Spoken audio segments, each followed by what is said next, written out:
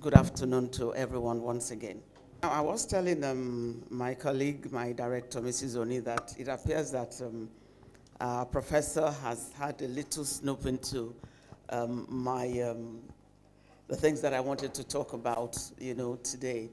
One of the things that when I saw the topic for discussion, one of the things that I said to myself is that I'm not surprised that women, are coming together to create this niche for themselves, because there's something about hospitality that resonates with women. It's innate. We are kind of born, we're wired to look after people. We're wired to look after things. We're wired to just ensure that things are working, even when we're not consciously doing so. And so for me, here, what the professor said has even taken it a notch higher to say that going forward, we should start looking at hospitality in itself as a feminine gender. You'll be surprised that when you start looking from the lens that hospitality, the space of hospitality, is a woman, it will bring out some more ideas for us. And if the men in the hospitality space are also looking at that space, that hospitality is a woman, there are certain things that men know they need to do for women that they'll start applying to that hospitality space. Start looking at that space as a woman, start treating it as a woman, start doing things with it as a woman, start strategizing, for all of the things that they want to do through the lens that hospitality is a woman. So that's not part of my original speech, but because of the things, that have been spoken, I just thought I'll start with that because it was still very much on my mind. So to what I have sort of sat down to prepare, I'll go through that quickly. I know that time is well spent and I have to be somewhere else too. My sincere apologies for obstructing the order of ceremony that's already been prepared. So I'll just start by saying I'm very honored and very pleased to be a part of this gathering and to also lend my own voice to the discussions that would further advance the tourism sector, especially as it concerns women practitioners in this tourism and hospitality industry. Let me again commend the concept of women in hospitality Nigeria, which is pronounced WIN. Am I correct? Yes. WIN. That's interesting. Women win. So I must commend you for carving a niche for the women folk within the tourism and hospitality space since the establishment of this group a few years back. I have been reliably informed of some of the giant strides made by this group since its establishment. And as a matter of fact, the tourism and hospitality sector is such a broad field that gives room for all players to contribute their quota to the advancement of the industry. My fair ladies and some of the gentlemen amongst us, this chosen topic for discussion for today and for this year's edition of this gathering, leveraging local experience for hospitality and tourism growth in Nigeria, is quite appropriate in view of the prevailing COVID-19 that has brought a lot of calamities in its wake across the globe and its attendant effect on the tourism and hospitality sector in particular. That's one sector that, for us, is the most hit by the pandemic because it was a total shutdown for the businesses that were in that space. The impacts of COVID on the travel and tourism industry showed the urgent need to fix our domestic tourism for us to start looking inwards. And the best way to do that now depends on collaborative efforts of all stakeholders in the industry. I was always telling my colleagues, and my principal, the commissioner, that yes, I am new, as a permanent secretary, but I have been in the space of transformation and reforms. That's what I've been doing before I got appointed as permanent secretary. So my own mind is also wired towards, reforming, transforming, and bringing things, looking at things in a innovative and creative ways. And so for us, we felt that the best way for us to get anything done and to do it well is to be a part of it. And how can we become a part of it? It's when we collaborate with all of those that own that space. We don't own the space, we're only regulators. That's really what we are as a government. We don't own the space, but we've been told to regulate that space. And we can only regulate what we understand. We can only regulate what we are a part of. And so we're not making decisions that is not going to be palatable to those that are in the space. The professor was talking about, some of the things that we need to do as a government in terms of making it more user-friendly, engaging all the people that have hospitality spaces and hotels and all of that when we are having any government functions. Already that's what we do. Even before I became PAMSEC, from the ministry that I was, the office that I occupied before, if we wanted to have anything to do, they would tell us, it's part of it in Lagos State, that you cannot use any establishment that's not registered for any activity that's government-sponsored. So that's our own way of saying, for you registering with us, the least we can do is also to engage you, to use your services. And so for that, we're doing it. And, I know that there's also discussions going around all the multiple taxation, all of this, bringing computers into your system and all that. We're not doing that. I think somewhere along the line, the narrative of the discussion, is being distorted. We're not going to do that. Nowhere in the world does that. Everyone has, their peculiar ways of ensuring. All we need is your, audit records, audited accounts and audited records. That will give us the information that we want. So please don't be scared that we're coming in and start, snooping into all of your affairs.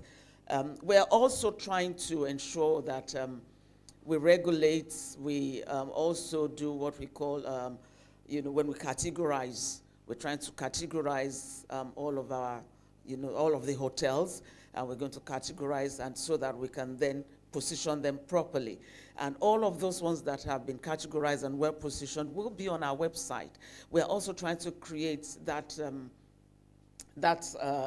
confidence in all the people that intend to use this hospitality spaces, the accommodations and what have you. We're trying to ensure that them seeing your establishment on the Lagos State website will give them some comfort to say, oh, these people are registered, these people are on the Lagos State website. Okay, there must be some, level of security and comfort and, confidence that will go with us, using those establishments. And so those are some of the things that, we're already putting in place. The website is already there. You can log on to our website and you'll see it. We've also have our master plan. And I know some people here came when we did our public presentation of the master plan. And I was just telling the president now that the master plan is not just one of those ones that you just put a master plan in place. It has a policy thrust document that was passed by the House of Assembly. So if any other person comes, that master plan is going to run from year 2020 till year 2038. Right. And it has 6 pillars that is driving all of the identified sectors in the tourism, creative arts, and tourism space. It has all of them. And we didn't do it alone. EFTON was part of it for us. That's to show you that we are committed to working with our stakeholders. They were part of it. They had their inputs. They looked at it for us, the staff, and then a consultant, including all the, technical departments within the ministry. And so for us, we are saying this is how we're going to walk the walk. We've started it. And if, for example, we leave, I leave, the commissioner leaves, you are still going to own that space. Anyone that comes, challenge them if they're trying to change it. Let them know there's an established law that's guiding how this thing needs to be done. One of the things that we don't do often is to challenge government. We have a right to challenge government. We have a right to sue government. Just know I am telling you, That's one of the things that I was doing. And I'm saying this so that you also know your own responsibility as part of our stakeholders. You can sue us if we are not doing things right. And then you can challenge us if you feel that, we have deviated from some things that we promised. That's why we've made that master plan a public document. It's there. Everyone can see it. We're not hiding it. It's on the website. You can go back and read it if we're not too lazy. Just read it and see what applies to your space, and then hold on to that and quote it back every time that you are having any discussion or conversation with government. So that's going to be one of my charges, for us as our stakeholders. There's so much going on in the hospitality industry now, which tourism is a major key player, as well as the various value chains in this space. Let's take, for example, our event vendors, event center owners, catering services, ushering services, photographers, videographers. Look at them, the technical people. All of this, layers that come together into this space that you have. When we put all of these components together, we have a catalog of products that can be created and turned into a revenue-generating product. We look at the wedding industry, and we can see how this product alone can generate a ripple effect across the value chain. At an event, a single wedding event, a wedding planner will be engaged. And the job of that wedding planner is to create an experience for the couple getting married. And it does not stop at just providing that wedding hall and catering services. By simply partnering with some other domestic tour operators, some wedding planners will say, we're taking you for a destination honeymoon, and they give them a package. It can be local package. Some will say that, some of these destinations can include local flights. We're beginning to partner with the airlines. Some of them will say, we're going to give you souvenirs. We're going to help you to get souvenirs for your guests. We're already, partnering with another part of the sector, the printing, the graphic artists. And so you can just imagine the scope and the spectrum that this hospitality industry and the tourism industry attracts and it covers. And I always say to people, tourism is life. It encompasses the whole of our existence. It's something that you do consciously and unconsciously. I have left my house to come here. I have seen a lot of things on my way. If I put myself in the mode of a tourist, there'll be certain things that I'll be seeing that, I'll be looking at them and say, has these things in Lagos? I was looking at this area. For those who know this area, this used to be Jesu Oyinbo. And it was a totally different case when we were growing up. There used to be a helipad just right there. There used to be, in fact, this space, for those that grew up in Lagos a long time ago, there used to be a club. There used to be a club that we used to come to. And look at how it has evolved. Look at the things that are there now. They're building probably flats or something that I think they're building over there. And so for a tourist is all about history. Tourism is about history, someone telling you. So if we bring people here, and peradventure, we have made conscious effort to take the pictures or memories of this place before what it is now, we can get a tour guide that will start talking to them. I grew up knowing that petrol station there. I grew up knowing it. That petrol station is no longer there. Did anyone in the tourism industry even took note of it to say, let's take pictures, just in case we want to have some background knowledge for people that are coming, after this. And those are all of those things. So I'm here, I'm reminiscing. I'm saying, wow, this Onibongbo, Maryland has really changed.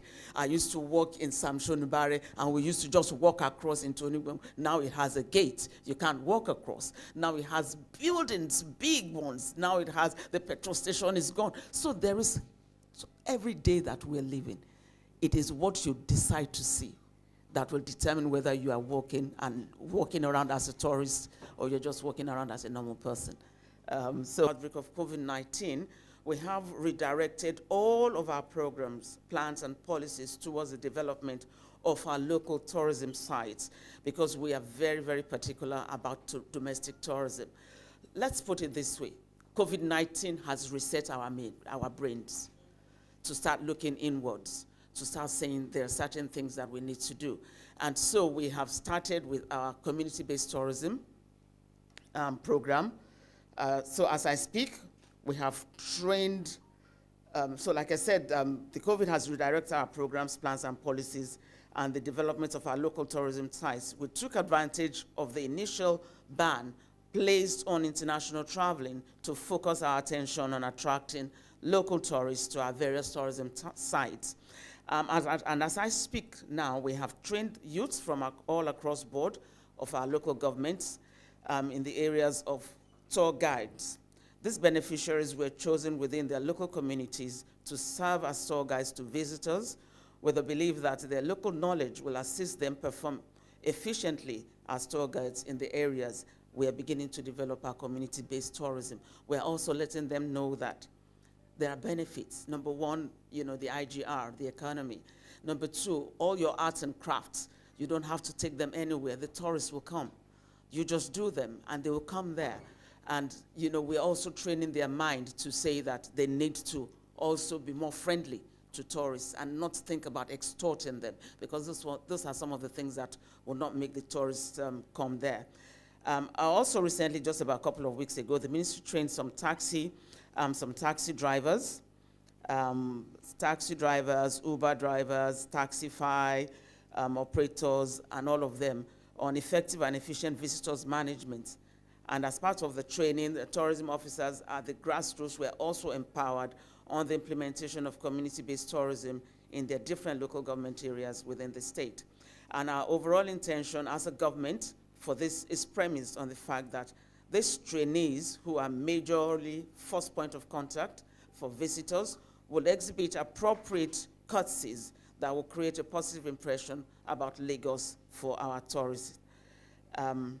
It will also interest you that we are determined, we have made up our mind that whatever it is that you're doing in all of this space, either the tourism or the hospitality, whatever space you are, we are going to be your partners in progress.